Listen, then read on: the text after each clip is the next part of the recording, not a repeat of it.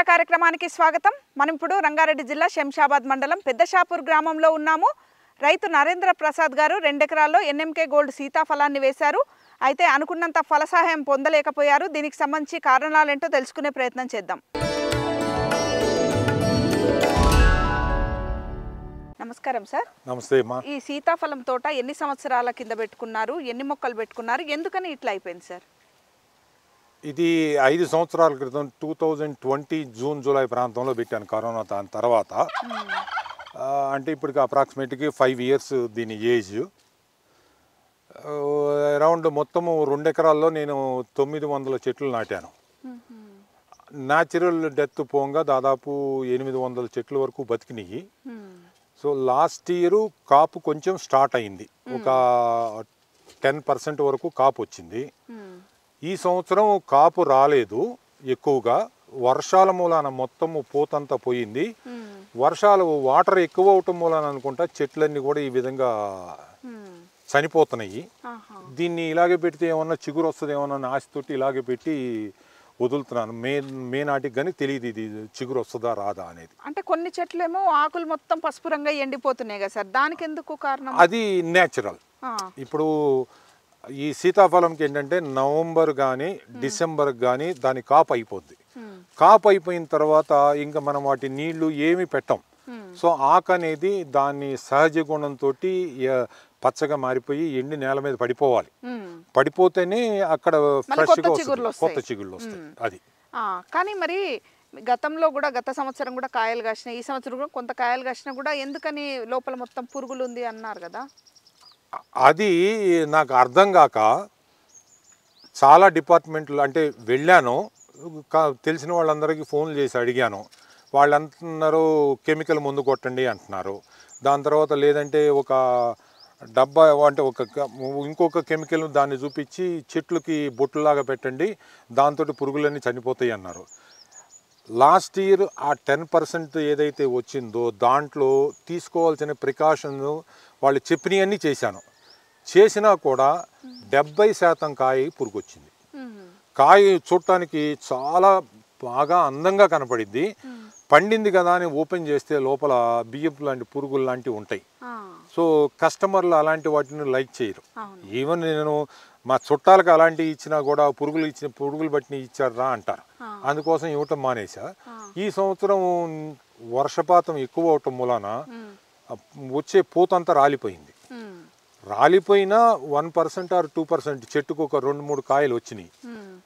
వచ్చిన 2-3 కాయల్లో కూడా పైన అంతా నల్లగా డార్క్ లేయర్ లాగా పట్టేసింది. కాయ చూస్తే పైన నల్లగా ఉంది కానీ కాయ బాగానే ఉంటుందని ఓపెన్ చేయగానే 98% కాయల్లో పురుగు వచ్చింది. ఎందుకని పురుగు? అది అంటే వీళ్ళు ఒక డాక్టర్ చెప్పిన దాని ప్రకారం ఏంటంటే ఇక్కడ తేమ శాతం ఎక్కువ అవటం మూలాన అది పుష్పించే టైంలో కాయగా తయారయ్యే టైంలో ఇక్కడ తేమ శాతం బాగా ఎక్కువ అవటం మూలాన దానికి ఫ్రూట్ బగ్ అనేది ఆశించి దాని గుడ్లు పెట్టేసి అది వెళ్ళిపోద్ది, ఆ గుడ్లు లోపలికి వెళ్తున్నాయి అన్నారు. అదే బాలానగర్ వెరైటీ, అది నాట్ వెరైటీ, దానికి రావట్లేదు. మరి దీనికే ఎందుకు వస్తుంది అనేది కన్సర్న్డ్ వీళ్ళే చెప్పగలగాలి. అంటే సార్ మీరు ఎన్ఎంకే గోల్డ్ మొక్కలు ఎక్కడి నుంచి తెప్పించుకున్నారు ఇవన్నీ? నేను మహారాష్ట్ర నుంచి తెప్పించాను. మహారాష్ట్ర నుంచి. ఎంత ఖర్చు పడింది మనకప్పుడు ఇక్కడికి రానిక? ఒక్కొక్క మొక్క 70 రూపాయలు పడింది, ఇంక్లూడింగ్ ట్రాన్స్పోర్ట్ 75 రూపాయలు పడింది. నేను ఈ 2 ఎకరాలకి మొక్కలు నాటడానికి ఇంక్లూడింగ్ అంటే మొక్కలతో కలిపి నాకు 1,25,000 అయింది. అంటే కాస్ట్ వైజ్ రైతుకు కనుక ఇది వస్తే కాస్ట్ వైజ్ బాగానే ఉంటుంది, ఎక్కువగా దీని మీద ఖర్చు పెట్టాల్సిన అవసరం లేదన్న ఉద్దేశంతో దీని జోలికి వెళ్ళాను. ప్లస్ నీళ్లు మిగతా అరటికి కానీ మామిడి కానీ మీరు ఏ ఫ్రూట్ ప్లాంట్స్ చూసినా మీరు బాగా వాటర్ ఉండాలి. దీనికి వాటర్ లేకపోయినా నడుస్తుంది, రెయిన్ వాటర్ మీదే నడుస్తుంది. దీన్ని ఎంచుకున్నాను. వాటర్ తక్కువ అయినా ఇది భరిస్తుంది. ఎందుకంటే ఈ సీతాఫలంకి డిసెంబర్ నుంచి మే దాకా నీళ్ళు ఇవ్వాల్సిన అవసరం లేదు. సాధారణంగా సీతాఫలం చూసుకుంటే గుట్టలలో ఉత్తగానే మొలుస్తుంది దానంతట అదే. ఎక్కడైనా బంజరు భూములలో ఉత్తగానే మొలుస్తుంది. మనం ఏ మందు వేయం మాకు వేయం, అదే వాతావరణం ప్రకృతిపై ఆధారపడి బతుకుతుంది. ఏవైనా పశువులకు ఏమైనా పుండ్లైనా కూడా సీతాఫలం ఆకులు దంచి ఆ రసం పోస్తే మానిపోతుంది, పురుగులు కూడా చచ్చిపోతాయి.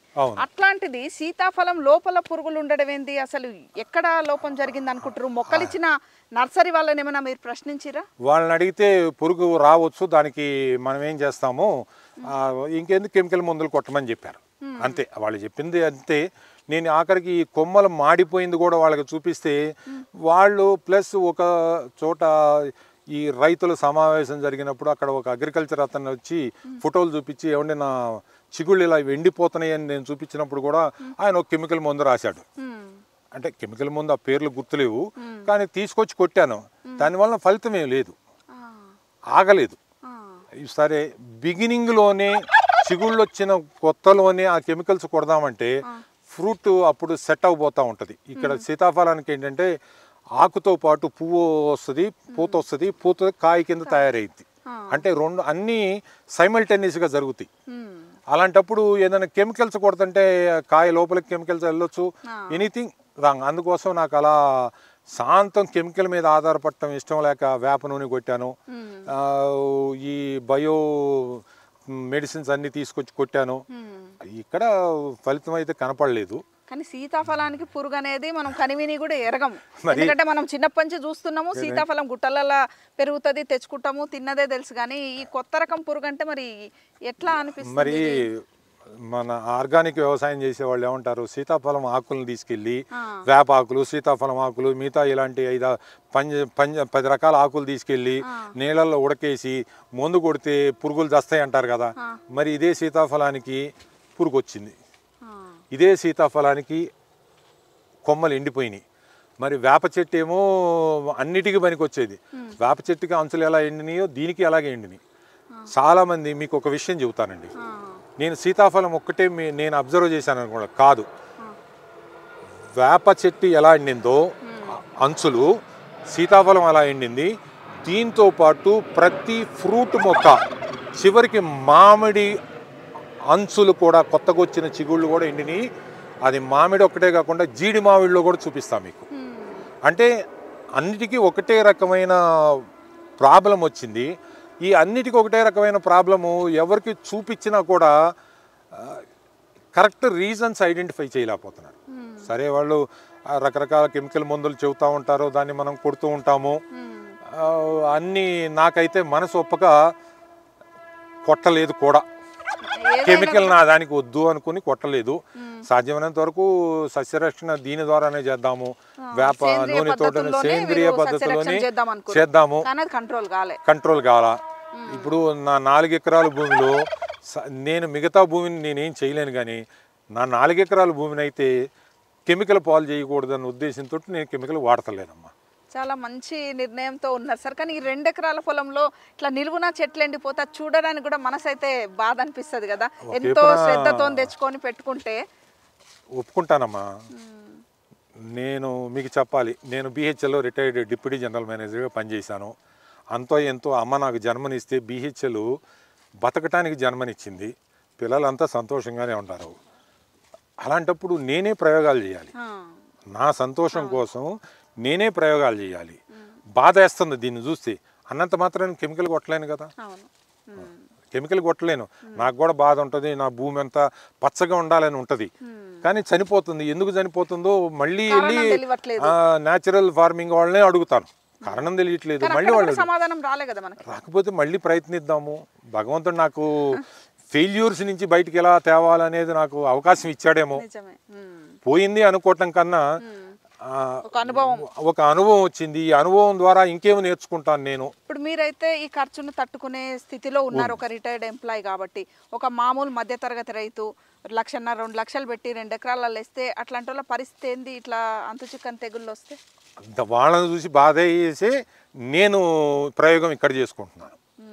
ఇప్పుడు ఎవరైనా రైతు అనేవాడు చనిపోతే ఒక్క విషయం అమ్మా, మీరు నేను ఉద్యోగాలు చేసాం, రైతు అనే వాళ్ళకి 2 పిల్లలు ఉంటే కుటుంబం 4గురికి కలిపి నెలకి 30,000 అన్న కావాలి. అంటే సంవత్సరానికి 3,60,000. ఆయన ఎకరం పొలం ఉన్నాయి, 2 ఎకరాల పొలం ఉన్నాయి, 3,40,000 వస్తుంది ఆ రైతుకి. ఖర్చులన్నీ పోంగా వడ్లు ఆరబోస్తే వర్షం కొట్టుకుపోతుంది, వంకాయలు కూరగాయలు వేస్తే రైతుకు వచ్చే టైంకి ధర రావట్లేదు, దళారికి ధర వస్తుంది, మళ్ళీ కొనుక్కునే వాళ్ళకి డబుల్ ది కాస్ట్ వెళ్తుంది. సో ఇవన్నీ జరుగుతున్నాయి. దానికి మనం ఏం చేయలేము. కానీ దీని నుంచి నా అనుభవాన్ని ఎవరైనా రైతు తెలుసుకుని వస్తే మీరు ఇలా చేస్తే నష్టపోతారు, ఇలా చేయొద్దు అని చెప్పటానికి నాకు ప్రయోగంగా దొరికిందని అనుకుంటున్నాను. సార్, ఇప్పుడు వేరే తోటలకు వెళ్ళి మీరు పరిశీలించిరా? ఈ ఎన్ఎంకే గోల్డ్ పెట్టుకున్న చాలా మంది ఉంటారు కదా, వాళ్ళ పరిస్థితి ఎట్లా? ఇప్పుడు ఈ సంవత్సరం నాకు జరిగింది కాబట్టి ఇప్పుడు నాలాగా పోయిన రైతులు ఎవరు ఉండారని నేను ఎత్తుక్కోవాలి. లేదు వేసిన రైతులు ఎవరు ఉండారని మీ ద్వారా ఏమైనా తెలిస్తే వాళ్ళ దగ్గరికి వెళ్ళి వాళ్ళ అనుభవాన్ని నేను నేర్చుకుని మళ్ళీ దీన్ని పెట్టి మళ్ళీ ఎలా బతికించుకోవాలి, మళ్ళీ కొత్తగా ఎలా చేసుకోవాలని మళ్ళీ ఆలోచిస్తాను. సార్, అంటే ఇప్పుడు మన బాలానగర్ వెరైటీ అనేది ఒకటి ఉంది, మీరేమో ఎన్ఎంకే గోల్డ్ ఎంచుకున్నారు. ఎందుకని బాలానగర్ ఎంచుకోలేదు? అది నాటు వెరైటీ కదా, ఇదేమో కొంచెం హైబ్రిడ్ వెరైటీ అంటారు కదా. అంటే బాలానగర్ వెరైటీ ఏమో ఒక్కొక్క పండు 200 గ్రాములు దాటి రాదమ్మా. వేరే ఇది 400 గ్రాములు లాస్ట్ ఇయర్ అయితే నాకు 450 గ్రాముల పండు వచ్చింది. అలాంటి అంటే మ్యాథమెటికల్గా మీరు లెక్కలు చూసుకుంటే బాలానగర్ కన్నా ఇది ప్రాఫిటబుల్. కానీ ఇప్పుడు తెలిసింది ఇది ప్రాఫిట్ కాదని. అనుభవం నేర్పాలి కదమ్మా, అనుభవం నేర్పిద్ది. బాలానగర్ అంత కాయ రాదు, అంత ప్రాఫిట్ వస్తుందా అంటే బాలానగర్ కూడా ఇప్పుడు నేను పెడతాను. ఇప్పుడు ఇవన్నీ కొన్ని తీసేస్తే కొంత బాలానగర్ పెట్టి దాన్ని కూడా పోషిస్తాం. మళ్ళీ నెక్స్ట్ 4 years తర్వాత ఆ అనుభవం ఎలా ఉంటుందో కూడా చూసుకుంటాను. రైతు అనేవాడు ప్రయోగం చేయకపోతే పంటలు ఏమొస్తాయమ్మా, రావు కదా. ఇప్పుడు సీతాఫలానికి సంబంధించి మీరు ఎట్లా డిస్టెన్స్ ఎంత తీసుకున్నారు? ఈ ఎరువులు పిచికారీలు అయితే మీరు చేయనని చెప్పారు, రసాయన మందులు నేను వాడలేదని చెప్పారు కదా, మిగతా యాజమాన్య పద్ధతులు ఎట్లా తీసుకున్నారు? ఇది 12 అడుగులు వెడల్పమ్మ, రోకి 12 అడుగులు, ప్లాంట్కి మొక్కకి మధ్య 8 అడుగులు పెట్టాను. సో యజమాన్య పద్ధతులు ఉందమ్మా, దానికి డ్రిప్ ఇరిగేషన్ ఇచ్చాను. దీనికి ఎక్కువ ఎరువులు కూడా పట్టవమ్మా.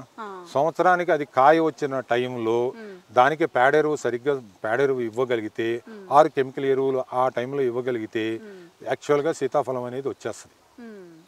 కానీ పేడ ఎరువు మాత్రమే ఇచ్చారు? నేను ఓన్లీ పేడ ఎరువే ఇచ్చాను. నేను 2 కెమికల్ ఎరువులు ఇవ్వలేదు. ఏమైనా 18 డిఏపీలు అలాంటివి ఏమి ఇవ్వలేదు. ఆ పేడ ఎరువులోనే కలిపి నేను జీవామృతం, బెంజాము, పంచగవ్య వేశాను. ఇలా అన్ని కెమికల్స్ లేకుండా ప్రకృతి వ్యవసాయమే చేశాను. న్యాచురల్ సేంద్రియ పద్ధతిలో సీతాఫలం పండించాలని ఇప్పుడు కూడా అదే కోరిక. సరే, ఎవరైనా సీతాఫలం పెట్టుకుందామనే రైతులు ఉంటారు కదా, ఇప్పుడు మీలాగానే తక్కువ నీళ్లు ఉన్నా కూడా ఈ పంట బాగుంటుంది, పెద్ద తెగుళ్ళు రావు, చీడపీడలు రావు, పెట్టుకుంటే మనకి ఇన్కమ్ వస్తుంది అని ఒక ఆలోచన మధ్యతరగతి రైతులలో ఉంటుంది. అట్లాంటి వాళ్ళకు మీరు ఇచ్చే సలహా ఏంది సీతాఫలానికి సంబంధించి? అంటే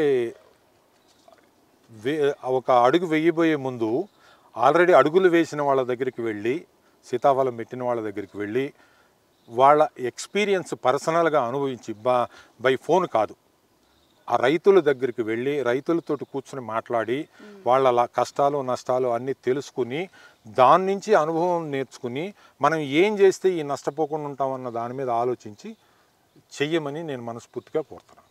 అంతే. అప్పుడు ఇట్లాంటి సమస్యలు తెలుస్తాయి, ప్రాక్టికల్గా తెలుస్తాయి.